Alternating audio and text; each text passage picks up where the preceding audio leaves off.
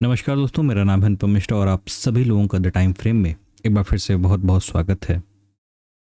दोस्तों, हम लोगों के सामने ओपन है बैंक निफ्टी का मंथली चार्ट। जी हाँ, बैंक निफ्टी का मंथली चार्ट ओपन है।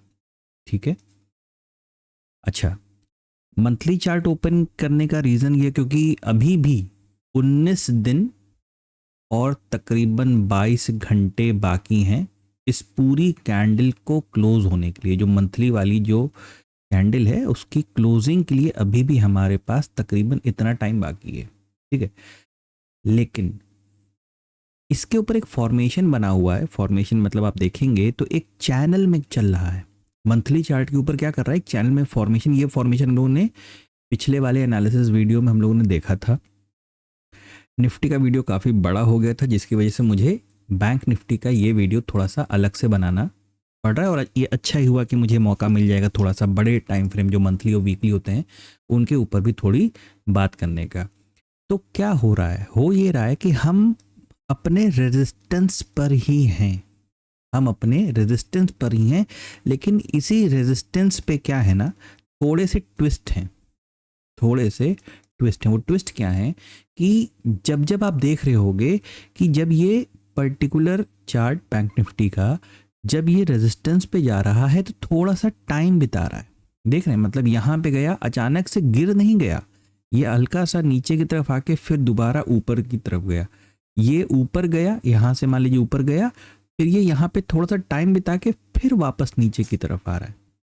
बिल्कुल इसी तरीके से यहाँ पे भी जब ये ऊपर गया तो वापस तुरंत आया, फिर यहाँ पे ऊपर जाके ऐसा लग रहा है कि थोड़ा सा टाइम बिता के उसके बाद कोई डिसीजन वो नीचे का या भविष्य में, अब भविष्य तो कोई नहीं देखा है कि क्या होने वाला है या क्या होगा। फिलहाल जो पैटर्न फॉलो कर रहा है बैंक निफ्टी, हम लोग सिर्फ उसके ऊपर ये बातें कर सकते हैं। यानी कि मंथली चार्ट के ऊपर ये क्या कर रहा है, ये थोड़ा सा टाइम बिताने की कोशिश कर रहा है अपने रेजिस्टेंस लेवल पे। ठीक है, अगर इसी चार्ट को वीकली चार्ट में कन्वर्ट कर दिया जाए, जैसे ही हम लोग इसको वीकली चार्ट पे कन्वर्ट करते हैं तो लगातार 3 कैंडल, यानी लगातार 3 वीक से, 3 हफ्तों से ये बैंक निफ्टी क्या कर रहा है, एक कभी डोजी, कभी इंडिसीजन कैंडल, कभी इस तरीके के लगातार 3 बार से ये ऐसे कैंडल्स को डेवलप करके दे रहा है जैसे लग रहा है कि मार्केट में बहुत ज़्यादा वोलेटिलिटी है। मतलब ये छटपटा रहा हो, जैसे कि यहाँ इस पर्टिकुलर जगह पे इसको कुछ करना हो, है ना। इस तरीके का फॉर्मेशन यहाँ पे जैसे आप देख रहे हैं, ये देखिए, ये 3 कैंडलों को देखिए, यहाँ पे किस तरीके के फॉर्मेशन, जैसे यहाँ पे ना कॉन्फिडेंस नहीं आ पाता है और आप कहाँ पे खड़े भी हो, रेजिस्टेंस पे। ये सबसे अच्छी जगह मानी जाती है जब आपके पर्टिकुलर स्क्रिप्ट में कॉन्फिडेंस की कमी हो जाती है, तो वहाँ से कोई बढ़िया रूप, कोई बढ़िया मूवमेंट यहाँ पे हम लोगों को देखने को मिलता है। लेकिन हम लोगों को उन चीज़ों से मतलब तब होता है क्योंकि जब हमारे लेवल्स, यही सारी स्क्रिप्ट जब हम लोगों के लेवल्स के ऊपर या लेवल्स के नीचे यहाँ कहीं पे निकलते हुए दिखाई देती हैं, तो हम लोगों को काम करना ज़्यादा बेटर या ज़्यादा अच्छा तरीके से करना माना जाता है। तो दोस्तों, जब भी मार्केट में ऐसा कैंडल बने, ऐसा बने, ऐसा बने, या जिसकी ओवरऑल विक बड़ी हो लेकिन बॉडी बहुत छोटी सी बने, तो ऐसे कैंडल्स क्या करते हैं ना, ये सारे के सारे कैंडल एक पॉज कैंडल के एग्जांपल्स हैं। मतलब यहाँ पे मार्केट क्या करता है, जब रुकता है तो ऐसे में आपको भी क्या करना पड़ता है, एक रेंज की ट्रेडिंग का सहारा लेना पड़ता है। एक रेंज की ट्रेड, देखिए मार्केट में, मार्केट के चलने के सिर्फ 3 तरीके हैं, सिर्फ 3 तरीके। उससे ज़्यादा अगर हैं तो शायद मुझे नहीं पता होंगे, उससे कम है तो शायद मुझे नहीं पता होंगे, लेकिन अगर मार्केट को मैं देखता हूं तो सिर्फ 3 तरीके से कि मार्केट में या तो मार्केट ऐसे चलेगी, या तो मार्केट ऐसे चलेगी, या तो मार्केट ऐसे चलेगी। ठीक है, अब ये इन्हें चक्रव्यूह समझ लीजिए, रेंज समझ लीजिए, इन्हें जो बोलना है बोलिए कि मार्केट जब इसके अंदर रहेगा तो ऐसे चलेगा, इसके अंदर रहेगा तो ऐसे चलेगा, और इसके अंदर रहेगा तो इसके मतलब ऐसे चलेगा। मार्केट को अगर इसको इसको या इसको, ठीक है, इस अप ट्रेंड को, चैनल वाले साइडवेज मार्केट को या डाउन ट्रेंड को, अगर मार्केट को ब्रेक करना है तो कहीं ना कहीं उसे बीआरसी के माध्यम से इन सारी चीज, चाहे वो ऊपर की तरफ करे चाहे वो नीचे की तरफ, चाहे वो ऊपर वो चाहे नीचे की तरफ करे, तो उसे कहीं ना कहीं एक बीआरसी के माध्यम से इन चीजों को करना पड़ेगा।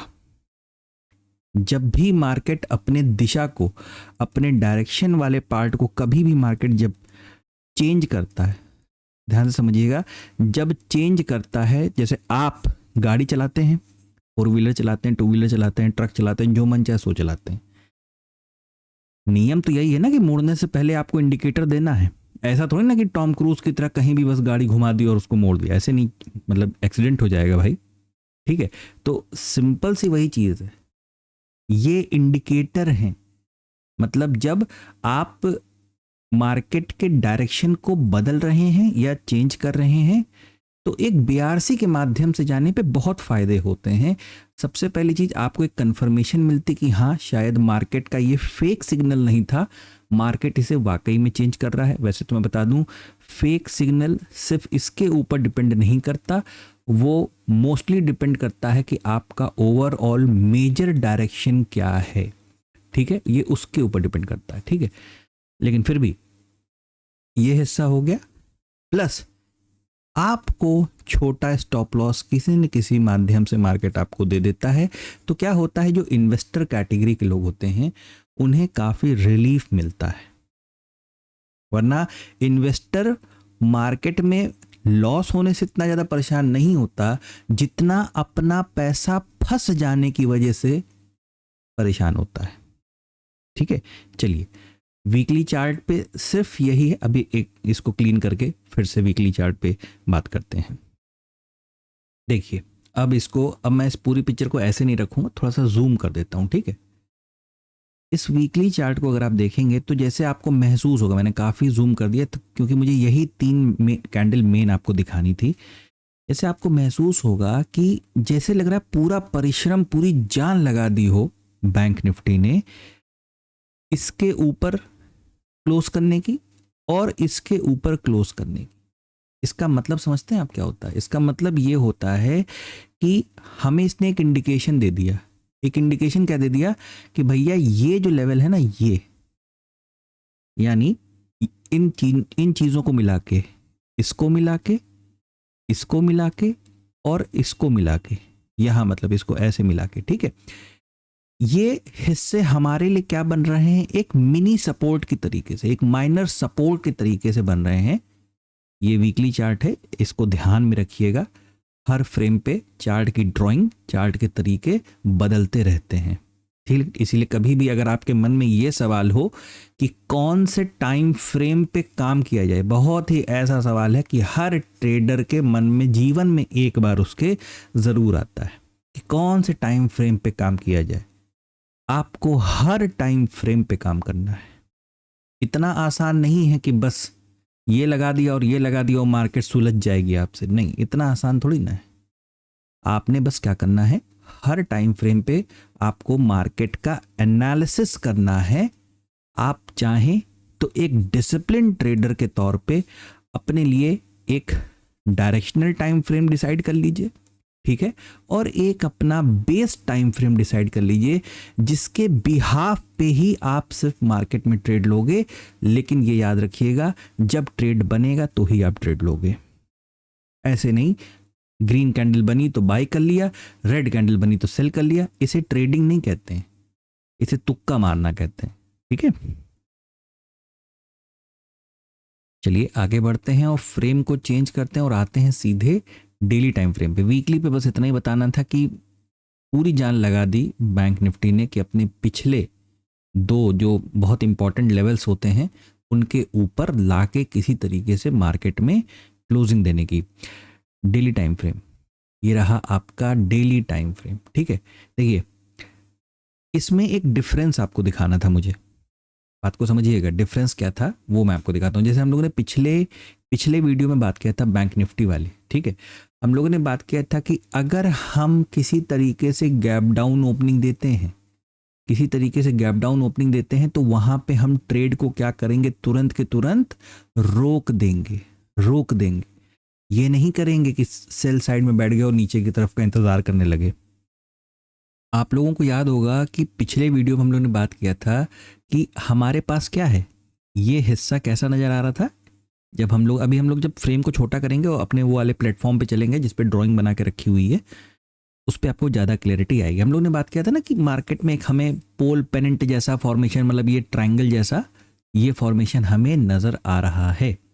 ठीक है, हमें ये नज़र आ रहा है, लेकिन कभी भी हमें इस चीज़ को भूलना नहीं है कि हमारे सर के ऊपर से, जस्ट ऊपर से, एक मंथली, वीकली, डेली का बहुत बड़ा एक रेजिस्टेंस, एक रुकावट चलते हुए जा रही है ना। एक रेजिस्टेंस जोन, एक रेजिस्टेंस जोन हमारे सर के ऊपर से यहाँ से निकलते हुए जा रहा है, और अभी अभी इसको टकरा के हम लोग कुछ दिन पहले यहाँ से वापस की तरफ आए हैं।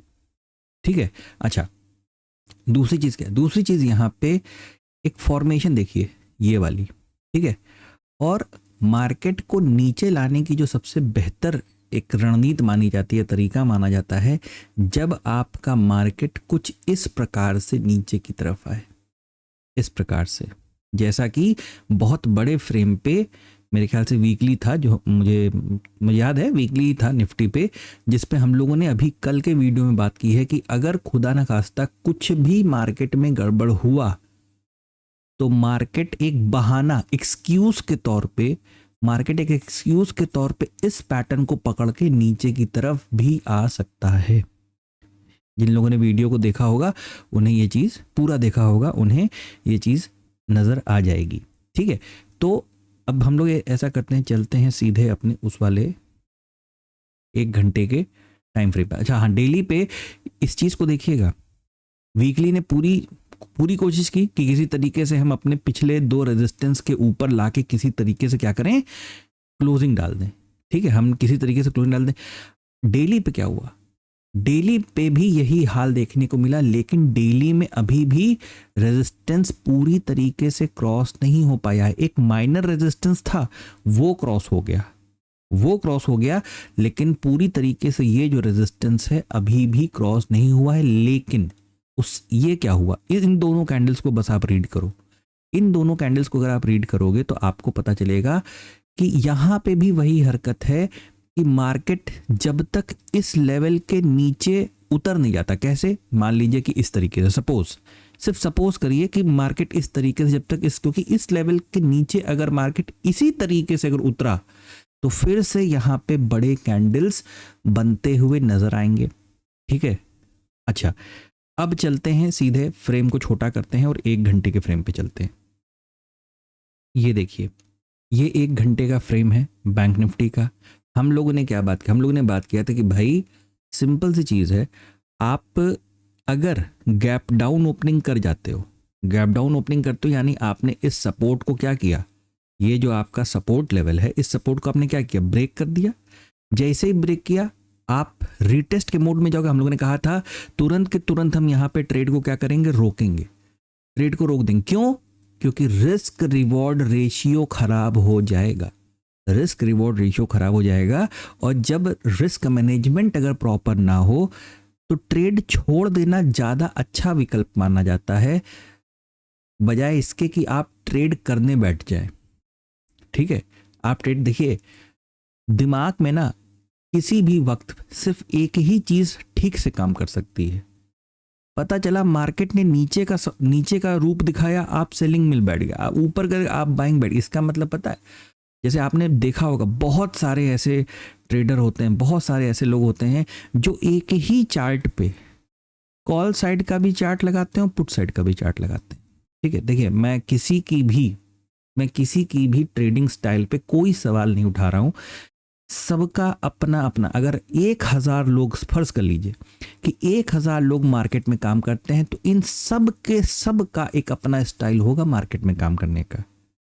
ठीक है, लेकिन कुछ ऐसे भी लोग होते हैं कि अगर उनको पता है, मैं एक मान फर्ज कीजिए कि मैं एक ऑप्शन बायर की बात कर रहा हूँ, सपोज मैं सिर्फ एक ऑप्शन बायर की बात कर रहा हूँ, सेलर की बात ही नहीं कर रहा हूँ। कि अगर मार्केट का डायरेक्शन उसको लगता है कि ऊपर की तरफ, वो पुट साइड का चार्ट ही नहीं लगाएगा, वो पुट साइड का चार्ट नहीं लगाएगा, वो बस अपने बेस टाइम फ्रेम से अपनी चीज़ों को कैलकुलेट करेगा, और जब भी मौका मिलेगा वो सिर्फ कॉल साइड पे ही काम करेगा। क्योंकि अगर वो अपने साइड में ऐसे, आजकल स्क्रीन डिवाइड हो जाती है ना, तो अगर वो यहाँ पे भी उसने अगर क्या कर दिया, लगा दिया एक चार्ट, तो कभी उसका मन करेगा कॉल साइड ट्रेड कर लें, कभी मन करेगा पुट साइड कर लें, कभी कॉल साइड कर लें, कभी पुट साइड कर लें। ये थोड़ा सा गड़बड़ है, ठीक है। अच्छा, हम लोग ने बात किया था कि अगर गैप डाउन होते हैं, ट्रेड को रोकेंगे, उल्टा क्या करेंगे, बीआरसी का इंतजार करेंगे, बीआरसी का इंतजार। अगर मार्केट यहाँ पे टकरा के वापस नीचे आती है तो फिर एक ट्रेड प्लान किया जाएगा, वो भी एक सिनेरियो को देखते हुए। अच्छा, अब इसको थोड़ा सा क्या करें, चार्ट को और थोड़ा सा जूम करते हैं, ठीक है, और इसे लाते हैं सीधे 15 मिनट के चार्ट पे, 15 मिनट के चार्ट पे लाते हैं, ठीक है। हम लोग ने बात किया था कि ये जो ऊपर से ट्रेंड लाइन आ रही है, ये जो ऊपर से ट्रेंड लाइन या ट्रेंड जोन आ रही है, जिसको याद नहीं होगा वो जाके पिछला वीडियो बिल्कुल उसको जाके देखेगा। अगर मार्केट हमारा इस ट्रेंड लाइन को ब्रेक करती है, रीटेस्ट करती है और दोबारा हमें छोटा स्टॉप लॉस देती है, तो हम यहाँ से फिर से, और साथ ही साथ भूलना नहीं है, साथ ही साथ ये जो, क्योंकि ड्राइंग ये आप ही के लिए बनाई गई है, मैं आप ही के लिए मतलब कि जब वीडियो बनता है तो ये इस प्लेटफॉर्म पे मैं ड्राइंग बनाता हूँ, ठीक है। तो ये रेजिस्टेंस मैंने बनाया था कि मार्केट सिर्फ इस ट्रेंड जोन के भरोसे नहीं, मार्केट को इस रेजिस्टेंस को भी ब्रेक करना पड़ेगा, वो भी बीआरसी के साथ ब्रेक करना पड़ेगा। और अगर ये इसको ब्रेक करेगा तो ये जो यहाँ पे एक काम, ये जो एक ट्रेंड लाइन ये वाली है, ये वाली, तो ये जहां तक जा रही है, ऐसे जहां तक जा रही है, हम वहां तक पहुंच सकते हैं मार्केट में, ठीक है। कि अगर हम इस ट्रेंड लाइन को ब्रेक करेंगे तो हम यहां तक पहुंच सकते हैं बैंक निफ्टी में, ठीक है। अब आगे क्या, आगे कुछ नहीं, सिर्फ इतना फोकस करना है कि इस पर्टिकुलर रेंज को देखना है, इस पर्टिकुलर रेंज को। अगर market direct gap up open दे देती है, ठीक है, तुरंत बाइंग में नहीं बैठना है। As per rule, as per discipline, हम रेजिस्टेंस से टकरा जाएंगे। हम कहाँ टकराएंगे, रेजिस्टेंस से टकरा जाएंगे। और चाहे सौदा मार्केट में बचे या सौदा छूट जाए, कभी भी जीवन में अपना डिसिप्लिन मत खराब करिएगा। एक सौदा में भी, ये सौदा आप कर भी लो, आप प्रॉफिट में भी चले जाओ और फिर आप आके कहो कि देखिए सर मेरा तो प्रॉफिट में हो गया। एक प्रॉफिट आपके जीवन में कितने लॉसेस लाके खड़ा करेगा, आप इसका अंदाजा बाद में पता चलेगा जब आपका डिसिप्लिन इसी आदत से खराब हो चुका होगा, ठीक है। तो मेरे लिए वो ट्रेड ज़्यादा बेटर है जो डिसिप्लिन से किया जाए। चलिए आगे बढ़ाते हैं बात को कि यहाँ पे मार्केट अगर थोड़ा और वक्त बिताता है और फिर इसको क्रॉस करता है, तो हम अपना जो, हम लोग का जो अपना लेवल हो सकता है वो तकरीबन कहीं न कहीं हो सकता है, ये क्या लेवल आ रहा है, ये आ रहा है तकरीबन 58,100 और 58,200, ये लेवल हमें मार्केट में देखने को मिल सकते हैं, ठीक है। और फिलहाल के लिए हम सिर्फ इसी लेवल तक के लिए ही अभी सोच के बैठे हुए हैं, क्योंकि हम रेजिस्टेंस में हैं। सबसे बड़ी चीज़ कि हम रेजिस्टेंस के आसपास पहुंच जाएंगे अगर हम इस लेवल पे पहुंच गए तो। दूसरी चीज़ मतलब इसके बाद ट्रेड को रोक दीजिएगा, थोड़ा सा सोचने का वक्त लीजिएगा, अपने दिमाग को आराम दीजिएगा, अपने विवेक का इस्तेमाल कीजिएगा कि फिर से अब वो कौन सी जगह बनेगी जहाँ पे ट्रेड किया जा सकता है। दूसरी चीज़ आप इसको देख रहे हैं, ये हिस्से को देखिए, ठीक है, ये बहुत ज़्यादा शार्प है, बहुत ज़्यादा शार्प ट्रेंड लाइन है।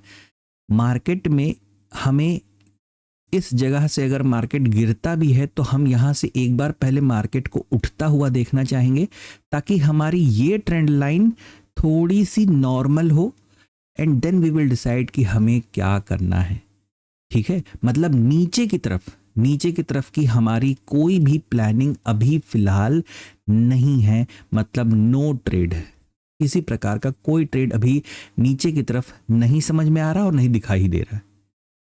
ठीक है, तो सिंपल सी चीज़ है, अभी सिर्फ इस चीज़ के ऊपर रखेंगे अपनी मार्केट को कि अगर यहाँ पे जैसे निफ्टी में था कि अगर यहाँ पे एक रेंज में खुलते हैं, हम फ्लैट ओपन होते हैं या मे भी थोड़ा सा गैप डाउन ओपन होते हैं, तो अटेम्प्ट यही करेंगे, कोशिश यही करेंगे कि किसी तरीके से मार्केट ऊपर की तरफ जाए, छोटा स्टॉप लॉस बने, वहाँ पे ट्रेड करेंगे 58,100 58,200 यहाँ तक के लेवल, मतलब रेजिस्टेंस लेवल तक के लिए। उसके अलावा नीचे का कोई प्लानिंग फिलहाल नहीं है। अगर कुछ हो भी गया, आपके पास पूरा अधिकार है, पूरा राइट है, आप उस दिन ट्रेड मत करिए, क्योंकि आप जिस चीज के लिए प्लान कर रखे हैं ना, सिर्फ उसी के ऊपर फोकस करिए। इतना एनालिसिस है सिर्फ बैंक निफ्टी का मंडे के लिए। आशा करता हूं आपको समझ में आया होगा, अच्छा लगा होगा। दोस्तों, अगर आपको एनालिसिस अच्छा लगे तो please like, subscribe and share my channel. धन्यवाद, नमस्कार।